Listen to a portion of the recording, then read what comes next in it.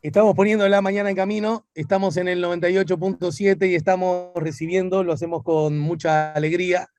Una vez más, acá en el 98.7 nos ayuda a poner la mañana en camino el politólogo, investigador, docente, consultor, Facundo Cruz. Hola Facundo, buen día, bienvenido. Hola, buen día Alejandro, muchas gracias por la invitación y para no ser menos, Cambio, si es que en efecto el cambio se produjo, cosa que no estoy segura, vos me lo dirás. Yo que voy hace tiempo seguido a Buenos Aires, la visito seguido, como ya lo he dicho, la quiero, la admiro y quiero y admiro a sus habitantes, sin idealizar, justamente con luces y con sombras, ¿verdad? Una cosa que he advertido conforme pasa el tiempo es que yo cuando era niño se decía, un uruguayo se distingue claramente de un porteño porque el uruguayo sale con el mate bajo el brazo. sí es Y el cierto. porteño toma mate, sí, más allá de otra yerba, bla, bla, bla, bla, pero lo toma con la pava, la que nosotros llamamos caldera, pero en la casa, ¿no? Pero este axioma, este paradigma, ya hace años que ha cambiado, porque uno va a la Argentina y uno ve que las muchachas, los muchachos, en las plazas, en los parques, en las calles, al lado de las fuentes, se reúnen con sus amigas, con sus amigos, están ahí, da la impresión que a veces en el marco de estudios, de trabajos, y están con el mate y el termo bajo el brazo, ¿o no? Sí, sí, y también en las facultades, en la universidad también pasa un montón. Creo que ahora, bueno, también por las prácticas sociales y colaborativas post pandemia, un poco se ha cortado eso, pero por lo menos Claro. hasta 2019 vos ibas a dar clase y sobre todo pasaba en la Universidad de Buenos Aires, estabas en clase y siempre alguien de la primera o segunda fila estaba preparando un mate y ofrecía al profesor, entonces son medias tradicionales esas fotos que a veces se sacan del profesor, la profesora dando clase, y bueno, que alguien que le ofrece le está justo tomando un mate o algo por el estilo, eran fotos comunes. Me parece que ahora por ahí un poco eso se cortó, bueno, Obvio, por, obvio. por los cuidados de la pandemia, pero sí, también ha sido común eso. Sí, coincido con vos en que nos estamos uruguayizando en ese Y sentido. otra cosa, que no me animo a decir que sea influencia uruguaya, pero sí en todo caso me animo a sostener que ha habido un cambio en las conductas. Recién exhibiste un tipo de mate que algunas décadas atrás seguramente no se veía en Argentina, el tipo de mate. A ver, mostrarlo por favor de nuevo. Este. Ese tipo de mate. Era un mate mucho más pequeño el que solían usar seguramente tus viejos y ni hablar tus abuelos. O me Sí, equivoco. Si me equivoco, me lo decís. sí. No, no, a ver, bueno, yo de chico siempre recuerdo tener en casa que había distintos mates. A ver, yo también voy a hacer un poco voy a ser honesto conmigo mismo y con vos. Yo no soy un bebedor histórico de mate. De hecho, yo empecé a Claro. tomar este verano, empecé a tomar mate. No era muy, Sos un sí, recién sí. llegado. Sí, yo siempre fui el café. Siempre fui el café y no me convencía y estábamos en Mendoza con mi compañera de vacaciones y con las chicas y estábamos yendo de Mendoza capital a Uspallata y en plena vuelta entre montaña y montaña, no sé si fue volver a la provincia donde yo nací después de muchos años o estar en vacaciones en familia, que agarré y le dije, ahora dame un mate y se me quedó mirando como para saber si era yo o había cambiado alguien al lado. Y desde ahí arranqué y la verdad que lo terminé incorporando muy rápido. Hoy ella lo toma como un logro personal, porque de todas las parejas que yo tuve en mi vida es la única que lo logró. Mirá vos, las otras parejas estarán diciendo, ¿y podés creer que ahora hasta toma mate? Claro, sí, sí, sí.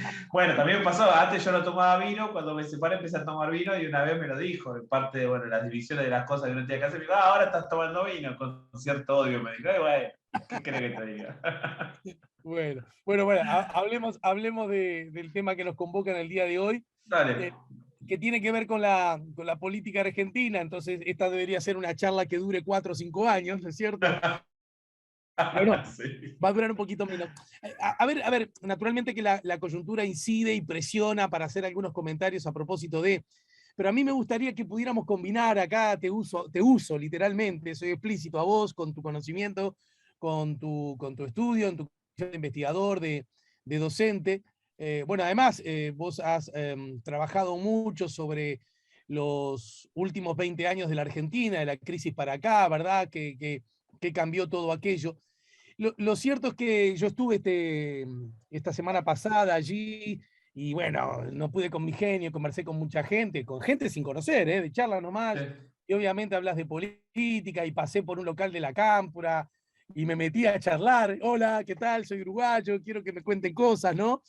Y, y en ese contexto, digo la Cámpora porque fui al local que estaba abierto y entré, Sí, sí, ¿no? sí. Sí. Y, y en ese contexto, bueno, a grosso modo, yo tiro algunos comentarios para que vos los desarrolles. Primera cosa, parece estar concretándose un cambio en las lógicas políticas de apoyos del gobierno y parece de algún modo que lo primero sospechado, segundo insinuado, ya se ha vuelto más explícito acerca de un desencuentro, una separación, un divorcio, un matiz, usted dirá cuál es el término adecuado, entre lo que podríamos llamar el albertismo, que también es una cosa que uso un poco forzada, pero no sé si da para lo que significa políticamente el presidente de la nación, y lo que podríamos llamar el kirchnerismo, el cristinismo, la cámpora, el peronismo, son 4 o 5 adjetivos que mencioné que todos forman parte de una misma cosa y todos son distintos a la vez, me parece. Es decir, está más solo el presidente. ¿Por qué la Cámpora está enojada con el presidente? ¿Por qué le soltó la mano? Le soltó la mano.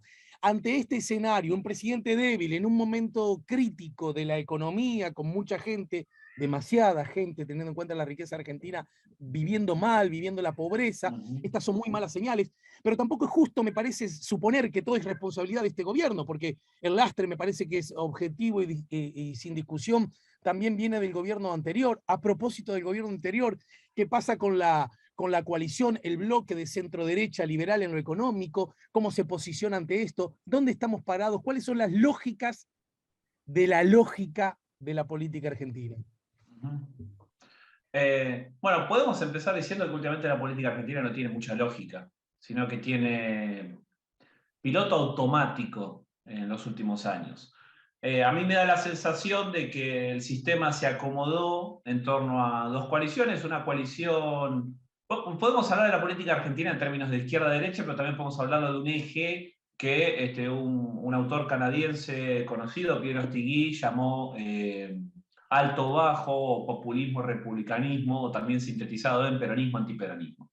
Entonces la historia argentina siempre se ha cruzado por el eje izquierda-derecha y por el eje peronismo-antiperonismo, y a veces alguno de esos ejes ha sido más fuerte que otro, a veces donde han coincidido, se han solapado, y a veces donde se han entrecruzado. Entonces ha aparecido peronismo de izquierda, peronismo de derecha, y antiperonismo de izquierda, antiperonismo de derecha. El tema es cómo se acomodan esos 4 cuadrantes, a veces en 2, dependiendo de cómo es la oferta electoral.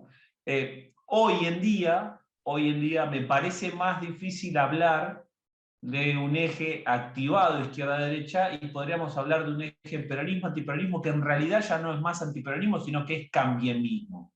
Eso es algo que María Esperanza Casullo y Nacho Ramírez en varios trabajos han, uno de los cuales es parte de un libro del que yo participé el año pasado, que se llama Polarizados. Eso ya hablan de una identidad cambiemita. O sea, lo que antes era antiperonismo y se expresaba mayormente en el radicalismo, pero en la década del 90 se expresó lo que fue el frepacismo, también después en otros partidos más chicos de corte regional. Hoy aparece con una identidad asociada al cambianismo, ¿no? Que es una identidad bueno, que retoma mucho este enfrentamiento con el peronismo más Cuando tradicional, hablamos de, con el movimiento del campo cuando hablamos popular. para que el Sí, público no quede afuera de cambierismo, estás sí. aludiendo a la coalición Cambiemos, al bloque Cambiemos, ¿no Exacto. es cierto? El que Sí, llevó a la exactamente. presidencia a Mauricio Macri. Exactamente, sí, sí, sí. Hoy podemos considerar que hay una identidad cambiemita asentada, que, que, que, que es parte de un cambio de nombre también, pero la identidad viene asociada muy a este precepto antiperonista o no peronista, ¿no? La defensa de las instituciones republicanas, el equilibrio de poderes, pensar primero en la institucionalidad y después eventualmente en el decisionismo o en la redistribución o en la economía, hablar de una apertura, una conexión con el mundo, eran todos pilares de una identidad que distintos partidos intentaron conquistar y que históricamente el radicalismo fue el pilar más fuerte ahí. Eso siempre en términos discursivos. Después lo que pasa estando en el gobierno siempre sabemos que puede saltar esas vallas, esos alambrados. Pero hoy tenemos una Argentina estructurada de esa manera. Y para conectar con lo que te decía al principio, este piloto automático de la política argentina lleva a pensar que se han acomodado estos dos polos electorales en términos de la distribución de las preferencias de la ciudadanía, y eso se ha replicado en términos dirigenciales. Entonces, eso lleva a veces a pensar que la política argentina no tiene mucha lógica, sino que a veces funciona de manera ilógica, porque está gobernada y administrada por la polarización, por la grieta. Son dos polos que no encuentran puntos de acuerdo absolutamente para nada. Eso se ve semana tras semana, semana tras semana, y un poco estamos cansados de eso, pero ya estamos como medio acostumbrados y nadie rompe esa situación. Y no se rompe de arriba hacia abajo, ¿no? La dirigencia está acomodada a eso. Y esto es un punto importante para empezar a discutir por qué el Frente de Todos empieza a crujir por dentro, por qué la coalición peronista empieza a crujir por dentro, pero no se rompe.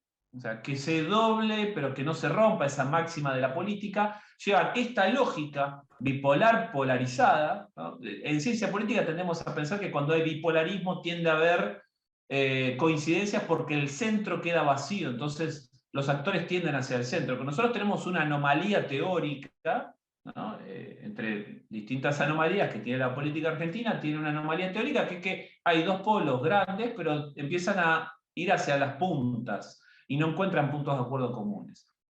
Esta lógica lleva a que todos los que están en cada uno de los espacios tensionen, pero nadie rompa. Nadie se anima a romper, porque quien saque los pies del plato puede correr el riesgo de quedarse afuera en los próximos ciclos de distribución del poder político, en los próximos ciclos electorales.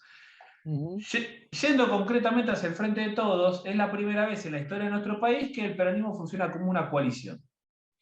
Ha tenido prácticas coalicionales en los momentos electorales, pero a la hora de gobernar, el peronismo siempre fue unidad de mandato, unidad de autoridad, unidad de ejercicio del poder. Y eso es desde su momento fundacional, o sea, Juan Domingo Perón le imprimió esa génesis al peronismo, en donde juntamos todo de izquierda a derecha para competir y ganar, pero después el que se sienta en el sillón de Rivadavia soy yo, y de ahí para abajo hace lo que yo digo. Eso después, con los procesos de renovación de autoridad, siempre que el peronismo no tenía una autoridad única, había una disputa muy fuerte en los niveles más bajos, en los niveles medios del partido, del movimiento, hasta que en un momento se resuelve eso, y el que gana conduce y el que pierde acompaña, otra de las máximas de la política argentina. Y eso pasó con Menem, pasó con Néstor Kirchner, pasó con Cristina, pero se rompe un poco con el Frente de Todos. ¿Por qué? Porque no tenemos una sola cabeza, sino que tenemos tres cabezas o tres patas de una mesa, esta mesa que a veces se tambalea, ¿no? Alberto Fernández, presidente, Cristina Fernández de Kirchner, vicepresidenta, Sergio Massa, presidente de la Cámara de Diputados. Es la sucesión presidencial que tenemos nosotros por ley de cefalía, ¿no? Si van cayendo estos muñecos, entonces en ese orden siguen para sentarse en el sillón de Rivadavia. Los tres están asociados a determinados actores, espacios, electorados, estructuras, territorios. Ahora, de esas tres patas, la única que podemos hablar de un ismo, ¿no? Cuando el peronismo se habla de ismo, se habla de una persona que identifica un movimiento que atrás tiene dirigentes, que tiene votantes, que tiene estructura, que tiene territorio. La única de esas tres que tiene un ismo es Cristina, ¿sí? Entonces, con ella es la única que podemos hablar de un cristinismo. Me cuesta creer que podemos hablar de un albertismo o de un masismo. Sergio Massa parece más estratégico en ese sentido y no parece. Hay una identificación con su liderazgo, de la misma manera que hay una identificación en el liderazgo de Alberto con algunos actores, pero Cristina es la que despierta pasión. Cristina es la que. De este lugar, teniendo en cuenta este escenario y en particular dentro del Frente de Todos, ¿qué es lo que ocurrió? Primero, ¿es adecuado decir, bueno, el cristinismo, para seguir tus palabras, le soltó la mano al presidente de la República, ya no forma parte del gobierno, ya no es un aliado dentro de ese frente, ni tanto ni tampoco. Y en todo caso, ¿qué fue lo que ocurrió para que eso, ese anuncio ya instalado desde el arranque casi del gobierno se terminase de concretar? No, yo no creo que le haya soltado la mano el cristianismo, que se expresa más fuertemente en la agrupación política La Cámpora, pero que no es la única agrupación que se identifica con Cristina Fernández de Kirchner, no rompió con el gobierno, no se fue. Hay ministros, el más importante es Guado de Pedro, que es el ministro del Interior, pero también el ministro de Medio Ambiente está identificado con La Cámpora. Pero de ahí para abajo también hay segundas líneas, terceras líneas, representantes en entes descentralizados. El cristianismo controla la ANSES, que es una caja importante de la administración pública, porque administra todo el sistema previsional argentino, pero además hay una oficina de ANSES en cada pueblo, cada ciudad de la Argentina. Entonces tiene una llegada territorial importante. Ninguna de esas... de esos funcionarios, de esas funcionarias, renunció y se fue. La Cámpora no dijo, rompemos con el gobierno, nos vamos. Lo que está ocurriendo es una tensión... Pero el hijo de la vicepresidenta protagonizó un acto político sí. de alta dosis simbólica, ¿no? Sí, de alta dosis simbólica, renunció a la presidencia del bloque de la Cámara de Diputados, pero justamente esto creo que es consecuencia de un punto en donde se genera una tensión entre las necesidades de reforma estructural de la economía argentina y las necesidades electorales inmediatas. A mí me encanta estudiar elecciones, amo estudiar elecciones, vivo de elecciones, y va a estar mal que diga que votar en Argentina cada 2 años genera incentivos para que los actores piensen en cortoplacismo. Claro. A diferencia de Uruguay, ustedes cada 5 años distribuyen todos los cargos del sistema político, de arriba hacia abajo, todo, en unos 6, 8 meses, que son una vorágine electoral intensísima, pero ahí se reparte todo y después duran 5 años y cuando llega a 5 años vuelven a repartir todo. Nosotros cada 2 años estamos con elecciones. Entonces los incentivos son de años. Y como además después ahí generan a veces adelantamientos de la sensación electoral en los actores corporativos, en la ciudadanía, porque ya se empieza a hablar de candidaturas, entonces las decisiones institucionales se empantanan en esa lógica. Eso refuerza más todavía esta polarización de la que hablamos al comienzo.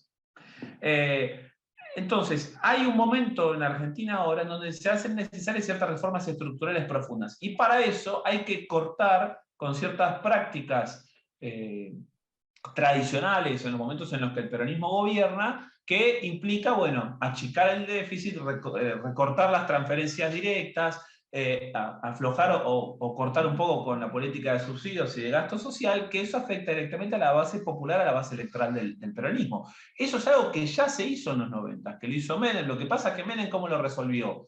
Menem tuvo que entrar a resolver una situación de déficit muy fuerte de inflación, pero lo resolvió con convertibilidad. Entonces diseñó una política popular para resolver un problema fiscal que todos los gobiernos de centro de derecha lo hicieron recortando.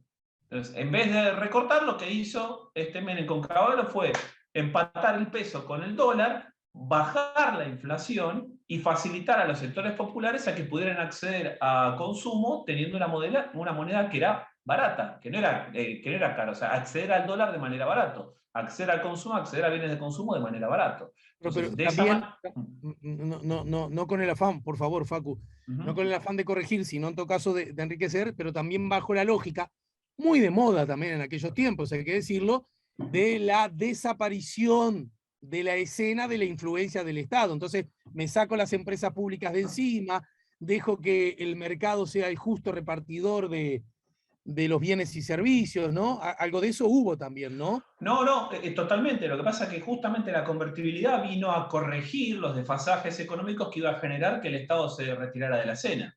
Entonces, si el Estado deja de administrar y de redistribuir, entonces ahorra guita para el Estado y vos trasladas toda una lógica al mercado. Ahora, si al mercado le trasladas la lógica de un tipo de cambio que no se ajusta a tus potencialidades económicas como país, entonces siempre vas a tener ahí devaluación. Y si tenés devaluación, entonces no puedes acceder a bienes de consumo. O sea, los bienes de consumo no llegan a los estratos más bajos. Teniendo la convertibilidad, lo que hizo fue generar una malla de contención para que los sectores populares pudieran seguir consumiendo y pudieran viendo que eso en realidad, la convertibilidad terminaba siendo una política en términos populares muy exitosa. Porque vos teniendo 1 a 1, podías acceder a laderas, televisores, teléfonos, autos, y eventualmente acceder a bienes de consumo que, teniendo un tipo de cambio donde el peso hubiera estado mucho menos apreciado, si además de eso le sumás que el Estado se retrotrae, entonces ahí hubiera sido muy difícil para el peronismo contener a su electorado popular, que es algo que le pasó a otros partidos en otros países. Si uno ve el PRI, si uno ve Acción Democrática en Venezuela, fueron dos casos muy similares al peronismo, pero cuando modificaron los patrones de relación entre mercado, sociedad y Estado, esos partidos después perdieron elecciones. Hoy Acción Democrática está completamente corrida de juego político en Venezuela, fue reemplazado por otro movimiento nacional y popular, sacando la discusión que es Venezuela hoy en día, y al PRI le pasó lo mismo. Avanzó una transición a la democracia, y además después de eso estuvo años fuera del poder, perdió las elecciones por primera vez en 70 años, y se rompieron esos lazos de cercanía. Ahora, la diferencia hoy en día es que hoy Argentina no está implementando un proceso de reforma estructural con una política económica que contenga la disparidad monetaria. Entonces eso te impacta en inflación y en poder adquisitivo. Motivo por el cual el desafío que tiene Argentina es generar los cambios estructurales necesarios, como pasaron hace 30 años, pero sin una malla de contención para eso.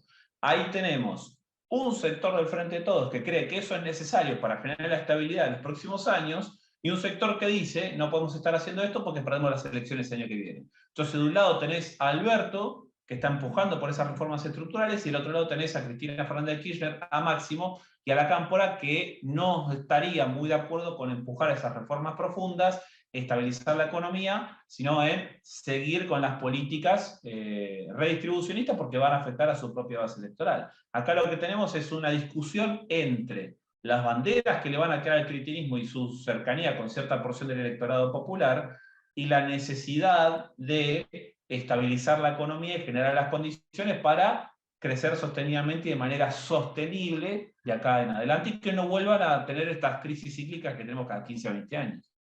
Bien, ¿qué fue en todo caso? Cada cosa que decís me dan ganas de pararme como un tren que para en todas las estaciones. Vos sentís, esta estación estaría bueno porque el pueblo está bueno para conocer. Pero podemos charlar, hay tiempo para charlar, así que no hay ningún voy a hacerme problema. un poquito el dormido y alguna estación la dejo pasar. Pero en este momento, en esta actual, para que, ¿sabés quién nos está mandando? Te está mandando un saludo. Antonio Cardarello, al que le mandé el pelado, querido amigo nuestro, para que le di la invitación Zoom para que se meta y dale, qué grande, haga el saludo. Qué grande el pelado. Si eso ocurre sería buenísimo. A ver, dice, no puedo, labores domésticas, pero gracias. Pero ya mandó el saludo. Un gran abrazo. Queda saludado. Te decía, Facu, a ver, pero de todos modos, en la marcha de este gobierno, ¿qué fue lo que pasó que hizo que, llamémosle así, voy a la mínima, la barra de la Cámpora esté tan embroncada, tan decepcionada, tan desilusionada con el gobierno de Alberto? ¿Qué cosas puntuales? ¿O es simplemente la lógica política? Mirá, es un gobierno que no está dando respuesta a las necesidades de la gente, sigue habiendo pobres, sigue habiendo gente que la está pasando muy mal, y por lo tanto nos tenemos que separar de esta lógica política. ¿Cómo, ¿qué explica esta separación? Está bien, no es soltar la mano, lo dijiste recién. No es soltar la mano, pero tampoco es abrazar. Mirá que estoy contigo al firme y hasta el fin. ¿Qué es lo que pasó? Y ante esto, ¿cómo se posiciona el bloque Cambiemos? Es decir, ¿en qué medida está agarrando un vientito en la camiseta? Algo se vio en en las elecciones legislativas de medio término, primero las PASO, se entibió un poco en las de medio término, pero aún así, y rumbo a una elección que ya se nos viene. Pero a mí me da la impresión que también el bloque de Cambiemos no puede sacar mucho pecho, porque parte de la lógica de lo que le está pasando a la Argentina se generó justamente en ese gobierno, ¿no? Y por otro lado tenemos el liberalismo casi antipolítica de Milei, que veo que cada vez da la sensación, adquiere mayores simpatías. En fin, ayúdame a entender estos tres asuntos. ¿Me lo haces luego de la pausa? Sí, dale.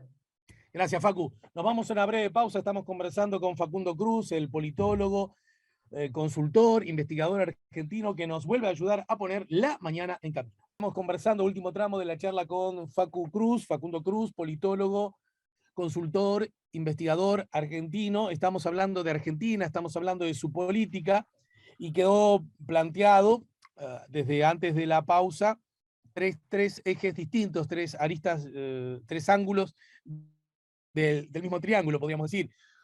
Una de ellas tiene que ver este desencuentro, este alejamiento entre la cámpora, con todo lo que representa, cámpora y cristianismo, ya lo dejaste claro, no son sinónimos, pero a nadie le escapa de la influencia que dentro del cristianismo la cámpora tiene, ¿no es cierto? En ese marco, ¿qué es lo que pasó? Alberto está haciendo cosas que no había anunciado, nunca así hizo las que había anunciado, o la lógica tiene que ver, mirá, le está yendo mal y yo me tengo que separar de esto, por un lado. Por otro lado, ¿cómo se posiciona el bloque opositor más importante? Que tampoco puede decir yo con esto no tengo nada que ver, ¿verdad? Bueno, creo que un gesto en esa dirección es el acuerdo, los votos para el acuerdo con el Fondo Monetario. Y además agrego, ¿qué está pasando con esas figuras que Argentina encuentra cada tanto?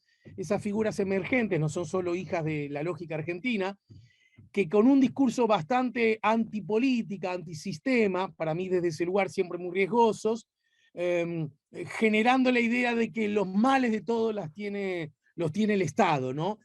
Que podría representarse en la figura del excéntrico Milei. Bueno, a ver, ¿qué decís de cada cosa? A ver, vamos por la primera. Hay un dato que es muy importante respecto a las elecciones legislativas del año pasado, y es tal vez donde empezaron a manifestarse mucho las tensiones dentro del Frente de Todos. Desde ahí, digamos que empieza un poco esta guerra fratricida que fue escalando de a poco, con una especie de sensación, ¿no? Porque primero empezaron a sentir que había una interna, después eso se manifestó, se hizo público, y después la interna ya aparece y explota en la cara, ¿no? Le pasa a muchos gobiernos esto, no estamos exentos no somos los únicos en eso.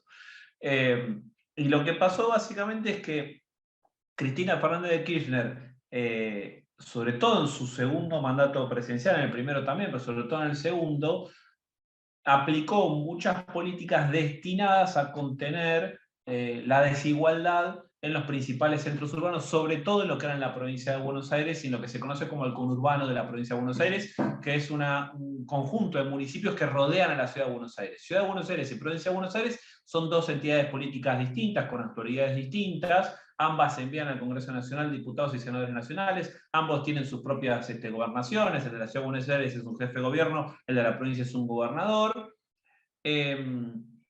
Pero los municipios que rodean forman parte de la provincia de Buenos Aires, no de la ciudad de Buenos Aires, ¿no? Es como si fuera un gran Montevideo que lo rodea, pero que sería parte de, no sé, por decir algo, Canelones, por decir algo, ¿no? Entonces, imaginemos ese escenario.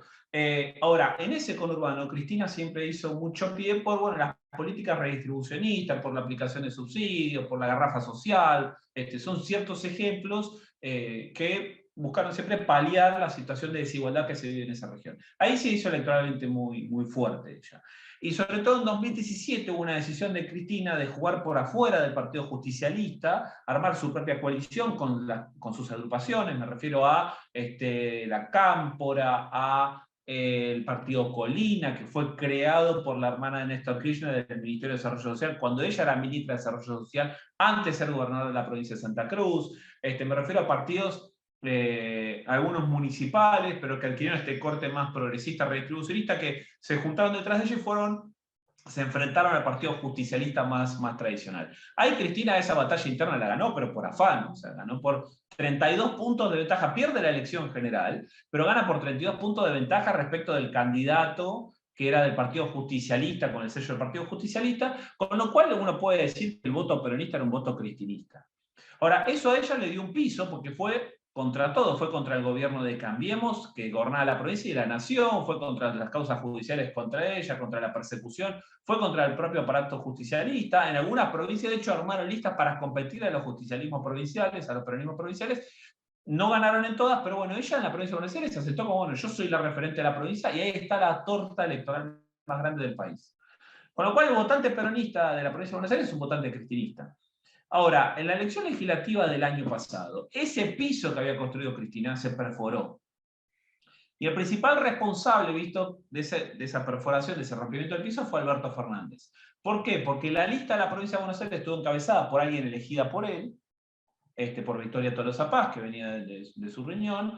No hubo un acuerdo con la estrategia electoral que había definido el cristianismo, el camporismo en la provincia de Buenos Aires, y al mismo tiempo, después de la pandemia, o cuando la pandemia empieza a cortarse y empezamos a salir de la pandemia, mucha de la malla de contención económica que el gobierno destinó, sobre todo a los sectores más necesitados, cuando el mundo se paró en 2020, empezó a cortarse porque, bueno, veníamos de un proceso de crisis de varios años, veníamos de una economía parada, la economía mundial se para, Argentina deja de crecer, hay que redestinar recursos para sostener a la población, sobre todo los más necesitados, y en el momento electoral eso se empieza a cortar un poco, porque fiscalmente el Estado no aguantaba más para eso. Encima se venía la negociación con la deuda, con lo cual todo el contexto llevó a que ese electorado que está muy identificado con Cristina empezara a ser desatendido. La ciudadanía empezó a demandar apoyo estatal y el Estado decía, mirá, no tenemos más para darte, ahora, pero está gobernando el peronismo. Entonces ahí se genera una tensión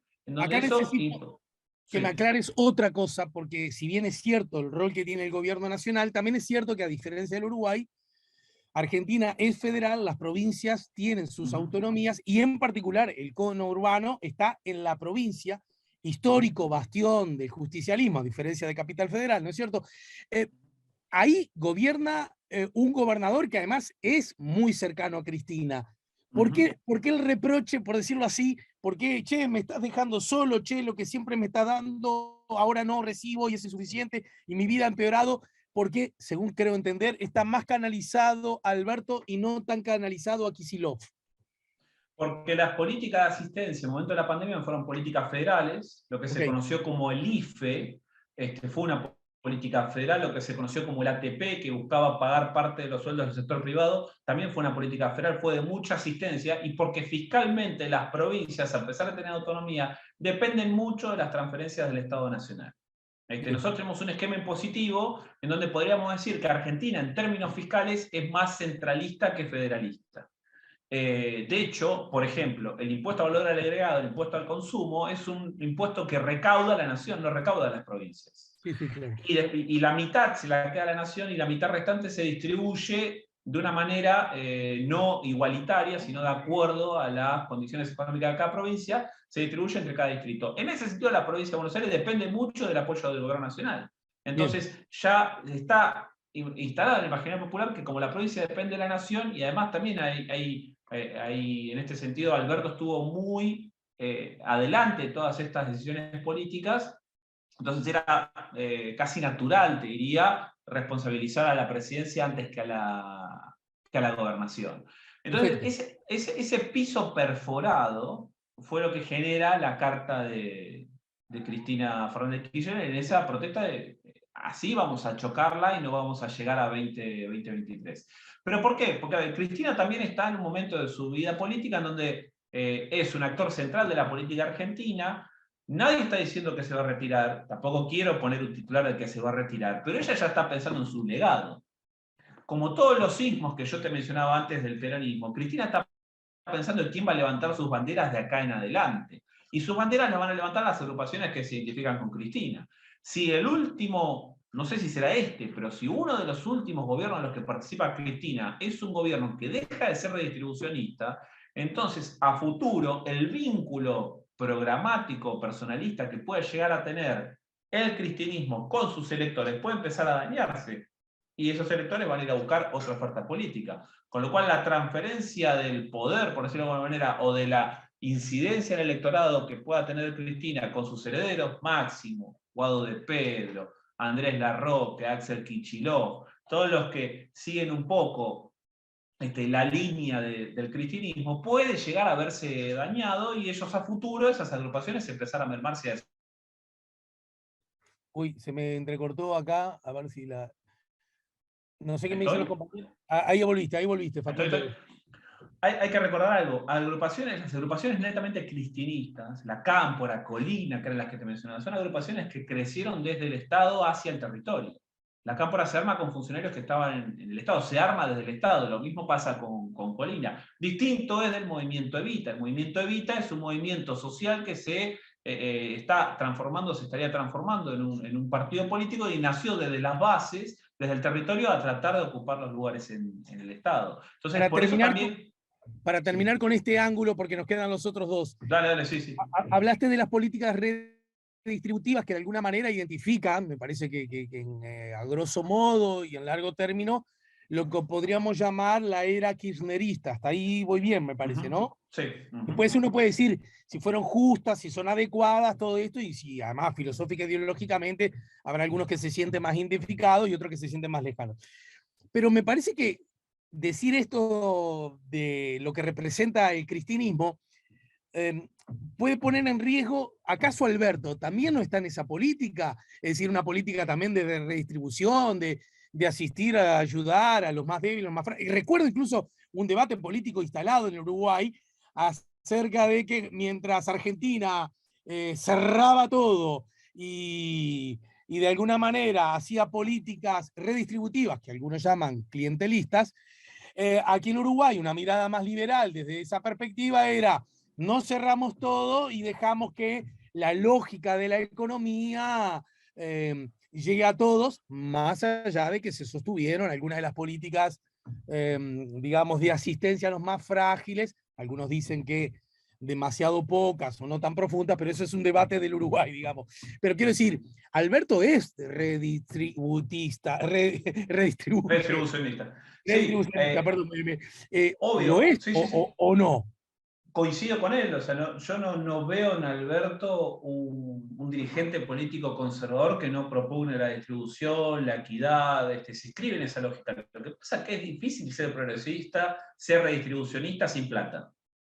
Es muy complicado. A mí me cuesta encontrar experiencias internacionales en otros países de movimientos que hayan logrado redistribuir la riqueza sin tener una balanza de pagos favorable, o una balanza a fin de mes, o un Excel a fin de mes que daba ganancia antes que mucha pérdida. Y en este momento de Argentina, donde hay que devolver un préstamo del FMI muy grande, en donde la Argentina no está produciendo los dólares necesarios, en donde claramente cualquier ajuste que se haga del modelo económico, siempre va a haber algún actor protestando y políticamente no se puede trabajar con eso, entonces es difícil ser redistribucionista en ese contexto. Perdón, decirlo es sencillo, hacerlo es No, más claro, claro, complicado. claro. Sí, sí, sí. Sí, sí. Creo que viene por ahí. Incluso con la dificultad de Argentina, que en Uruguay no lucía tanto, porque Uruguay tenía un déficit fiscal alto, etcétera, pero en todo caso la capacidad de endeudamiento, hasta porque tiene un grado inversor y la mano en coche, es inmensamente superior proporcionalmente a la que tiene Argentina. Argentina no puede fácilmente decir, mira, tengo que distribuir, préstame plata para eso. Pará, Exacto. vos pedís plata que debes a todo el mundo y debes mucho y no estás pagando, en fin, ¿no? Exacto. El ejemplo más cercano que tenemos es, por ejemplo, Dilma Rousseff en Brasil en el 2018. ¿En qué medida Dilma Rousseff dejó de ser progresista, redistribucionista y pasó a ser una dirigente política conservadora? Y me cuesta mucho creerlo, pero llegó un momento en donde Brasil no daba más y tuvieron que empezar a achicar, no solo achicar y recortar el funcionamiento del gobierno, porque se empezaron a achicar la cantidad de ministerios, sino también recortar un poco las políticas redistribucionistas. Eso llevó después a una serie de consecuencias que llevó a la crisis política brasileña y Brasil donde está hoy.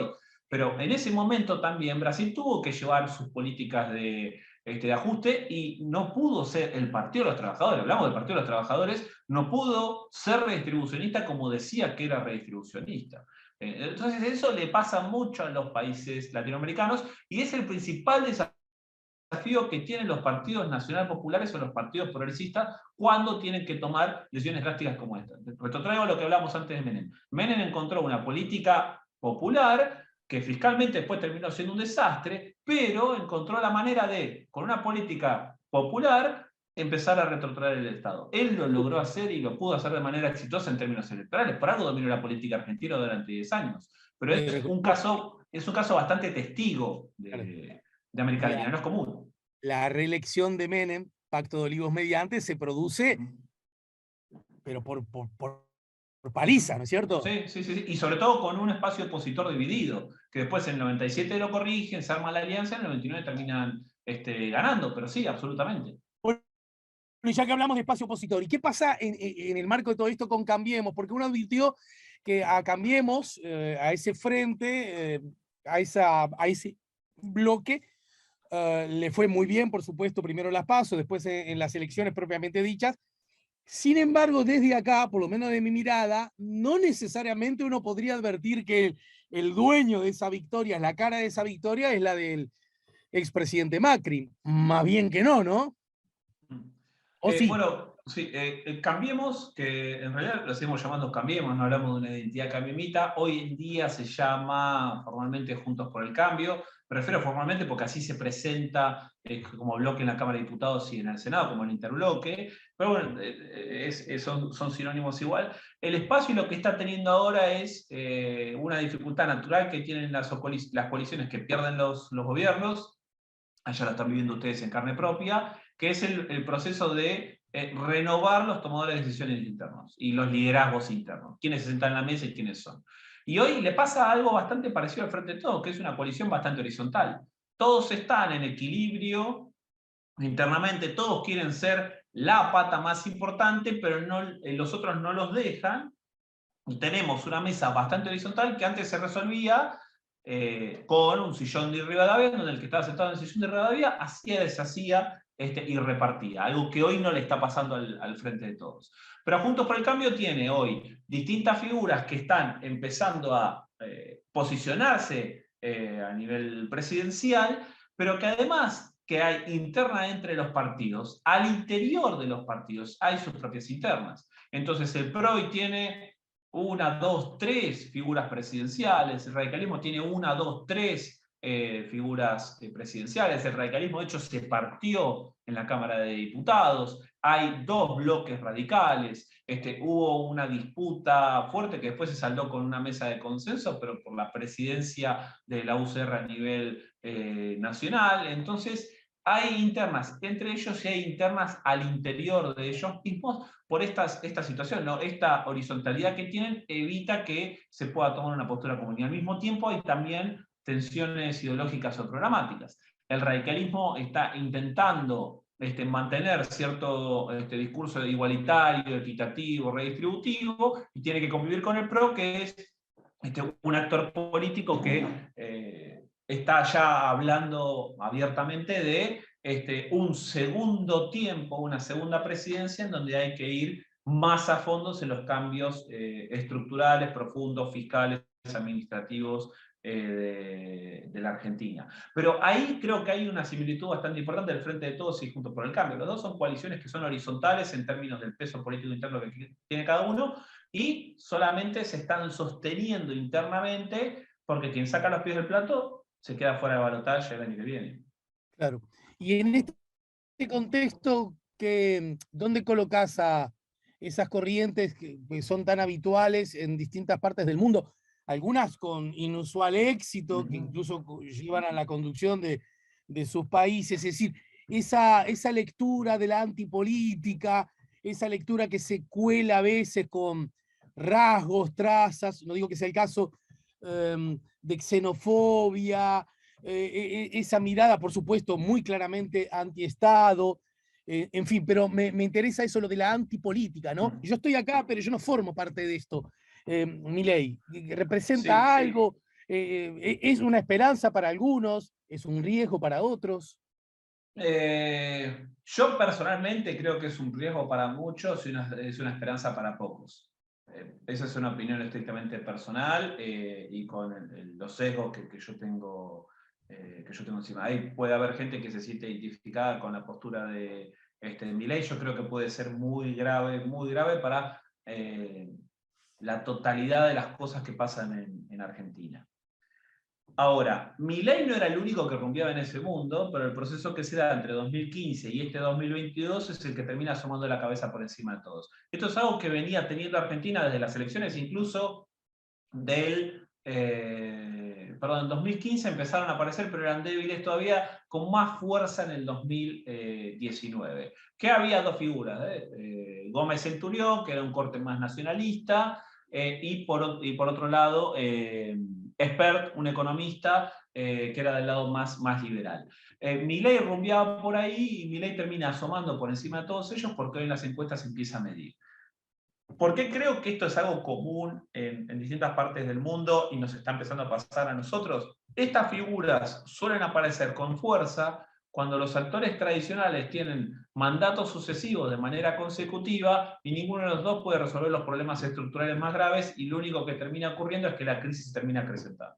Entonces, pasó en Brasil, en donde el PT tuvo una salida del gobierno muy traumática, asumen sus rivales, uno de los cuales era un aliado interno, pero asume un gobierno parado ideológicamente en el polo opuesto, tampoco puede resolver los problemas estructurales del país, entonces la ciudadanía agotada en una situación de crisis, de representación, de crisis económica, crisis política, social e institucional muy grave, termina apostando por algo completamente disruptivo para la política. Y es algo que históricamente ha pasado así en otros países. Podemos empezar desde más atrás hablando de Fujimori en Perú, que fue una situación bastante similar. ¿Qué pasa? Estos actores, como no son actores de la política y del juego político, terminan apelando todos los recursos públicos que tienen para generar procesos de cambio que incluso cambian los propios sistemas institucionales. Entonces Fujimori cambió completamente el sistema político peruano, cambió la constitución, cambió los resortes, dio un autogolpe, terminó siendo muy grave para la democracia y termina saliendo dejando detrás todo prendido fuego. Bolsonaro no llegó tal vez a ese nivel, pero sí estaría dejando atrás una estela bastante grave. Me parece que Milei también se escribe en este sentido. En términos electorales, ¿cómo veo este tipo de movimientos? Movimientos que no solo se construyen desde la antipolítica, pero porque la política tradicional no logra resolver los problemas de la gente a nivel cotidiano, de la vida cotidiana, pero al mismo tiempo están siempre construyéndose discursivamente desde el cuestionamiento a lo comúnmente aceptado en política. Entonces cuestionan los consensos básicos, se cuestiona la transición a la democracia, se cuestiona lo que pasó en la dictadura, se cuestionan los acuerdos para ampliación de derechos, se cuestiona la inclusión de sectores que históricamente estuvieron marginados y por qué necesariamente tienen que estar marginados. Entonces son políticamente incorrectos cuestionando los consensos básicos porque también encuentran eco y apoyo en ciertas porciones del electorado que quedan más lejanas de estos procesos de la transición que nos mostraron, nos enseñaron, nos llevaron a aprender que hay ciertos consensos básicos que tienen que ser cuestionados. Entonces, cuestionándolo todo, terminan queriendo cambiarlo todo. El problema que tienen es qué pasa cuando se sientan después en esos sillones, tienen que jugar el juego de la política y ahí es donde yo creo que tienen la principal limitante y termina siendo al mismo tiempo el principal problema que tienen y que derrama de manera negativa en la sociedad. Desde la perspectiva de la convivencia democrática y de la vida digna de las personas, ese es un sesgo explícito que yo tengo como ciudadano, ya no como comunicador. ¿Dónde está parado Argentina ahora en cuanto a ese asunto? Argentina, que supo ser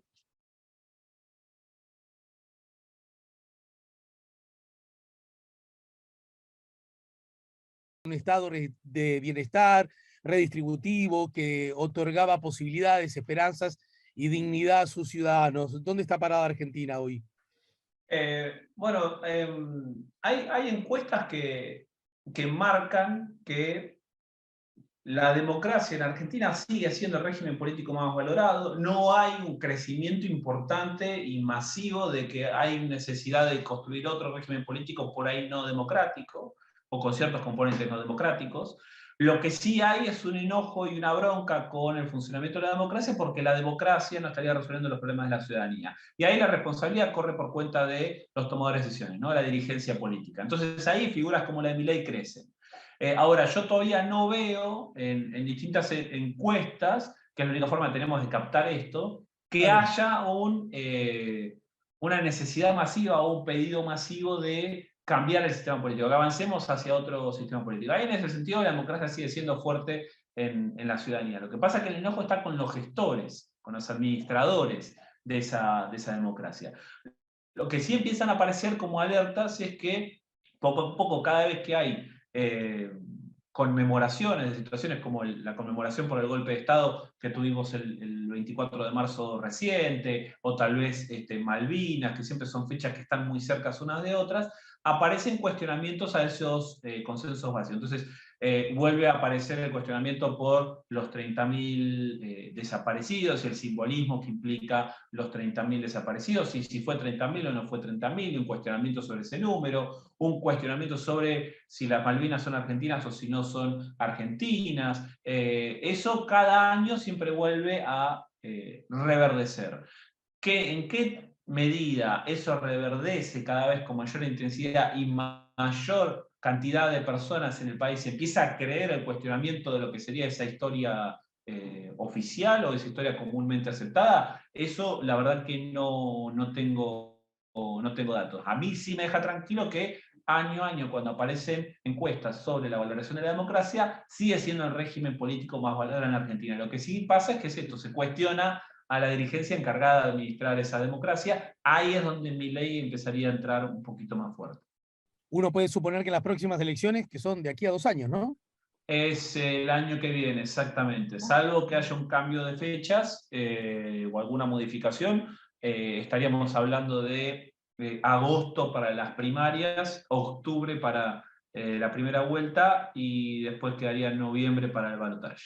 Pero ¿por qué manejaste lo de posible cambio de fechas? ¿Hay un escenario de Por, desafío? no. Esto tampoco es un titular, pero uno nunca sabe qué va a hacer la dirigencia política. Digo, el año pasado se pensó que se iban a suspender las PASO, las primarias, y se terminó corriendo un mes el calendario, se votaron en septiembre las primarias y en noviembre las legislativas, pero por consecuencia de la pandemia. Eso fue solamente por esa situación. El calendario está fijado así y yo no creo que cambie, pero Bien, bien, bien. cualquier escenario de acá puede llegar a pasar, a que tal vez Pero en todo el calendario. caso, Yo no lo creo, pero. ¿es sustentable la idea de que Alberto pueda presentarse a una reelección? Cristina, ¿ya nunca más será candidata? ¿Serán los dos bloques en disputa encabezados por qué nombres? Mauricio, el jefe de la ciudad de Buenos Aires. ¿Cuáles son orejeando las cartas que aparecen? Eh, esto cambia día a día. Con lo que yo te decía al comienzo de que la política argentina hoy parece ilógica, es difícil tirar un titular. A mí me costaría creer que primero un presidente argentino no busque la reelección, cosa que siempre la han buscado, cuando legalmente se aceptó, se habilitaba para hacerlo. Néstor no. Néstor, es verdad, se me había escapado ese dato. Fue el único, te diría que el único que no la buscó. Me costaría decir que ahora Alberto no va a ser Néstor porque no quedaría él como referente del espacio, como líder del peronismo. Me costaría creer un presidente argentino no busque la reelección y sobre todo un presidente peronista que no busque la reelección.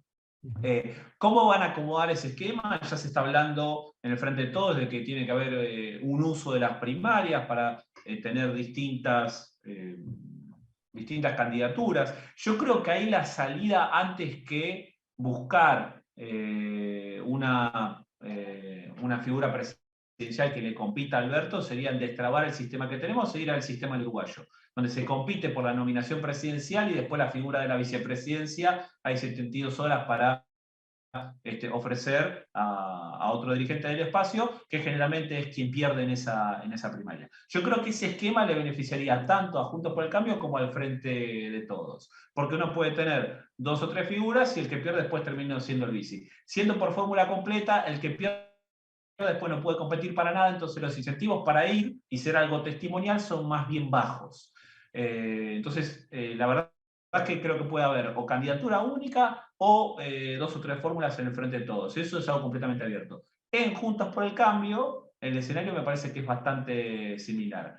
Hoy en día parecería ser que la UCR tiene un acuerdo interno donde va a haber una única candidatura presidencial del radicalismo. El PRO estaría jugando con 2 candidaturas presidenciales. En ese escenario, el radicalismo tendría las de ganar para quedarse con la nominación presidencial. Se ofrece una candidatura competitiva a nivel nacional. Pero creo que Bien. todos están ahí amagando ¿Qué y nombre?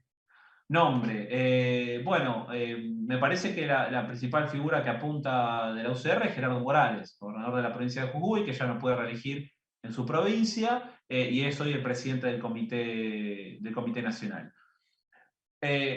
Ahora, Gerardo Morales, Mauricio Macri, Horacio Rodríguez Larreta son figuras que han estado presentes en la política nacional de Juntos por el Cambio y si bien tienen una aceptación dentro de todo aceptable, aunque suene redundante, la imagen negativa tiende a ser alta.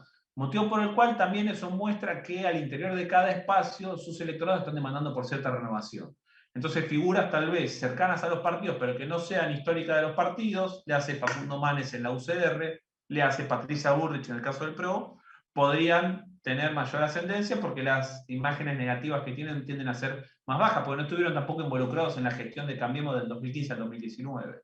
Esto es algo que al Frente de Todos por ahí le costaría más encontrar porque obviamente está gobernando en este momento. Entonces ese pedido tal vez de renovación es más complejo y sobre todo por este límite que tiene, ¿no? De una presidencia peronista que no busque la presidencia, en donde no tendría una vía de salida como liderar el partido, como pasó con Néstor Kirchner. Te mando un abrazo grande y sobran las razones para que nos reencontremos más temprano que tarde, ¿sí? Gracias, Ale, un placer conversar con vos, un gran abrazo, cuídense mucho. Facu Cruz, el politólogo argentino, acaba una vez más de ayudarnos a poner la mañana en camino. Ya venimos.